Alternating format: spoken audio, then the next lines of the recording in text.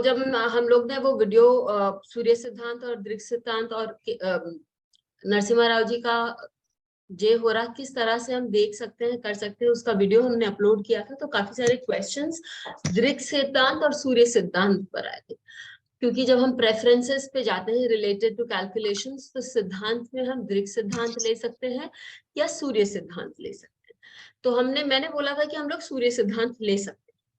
अब सूर्य सिद्धांत में जब हम जाते हैं, और उसके बाद क्लास में भी हमने देखा था कि कुछ सेटिंग्स बदल गई थी, लोगों के D9 आदि चार्ट्स बदले थे।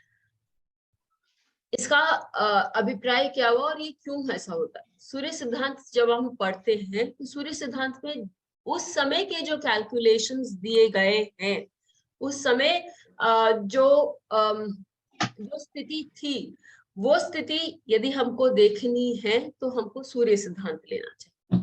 सूर्य सिद्धांत में भी लास्ट में दिया गया है, क्योंकि हर चीज में परिवर्तन आता है। तो आप देखिए, सबसे इजी वे ऑफ अंडरस्टैंडिंग ये परिवर्तन का, कि आजकल, पहले हम लोग जब बच्चे थे तो 14 जनवरी को हम लोग ये मनाते थे, क्या, मकर संक्रांति मनाते थे।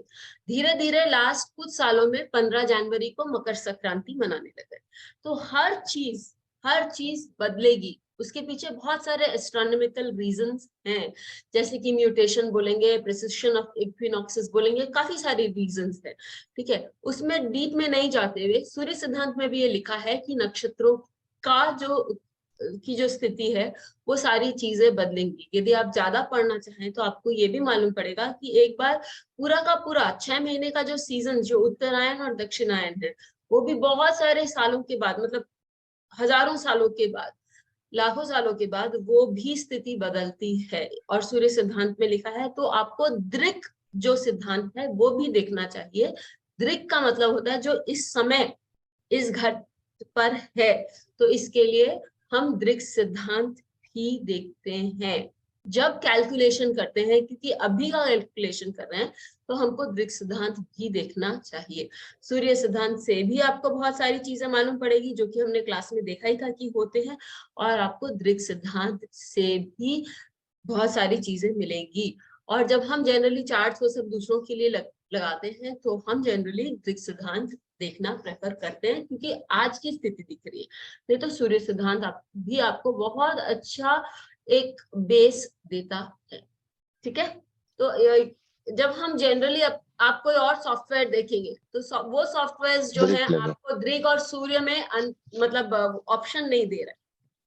ठीक है, तो वहां आप कंफ्यूज हो जाएंगे कि क्या देखना है। इसके लिए जेहोरा में जब आप दृक् सिद्धांत रखते हैं तो वो आपको बाकी सॉफ्टवेयर्स के आसपास वाला सेटिंग देता है।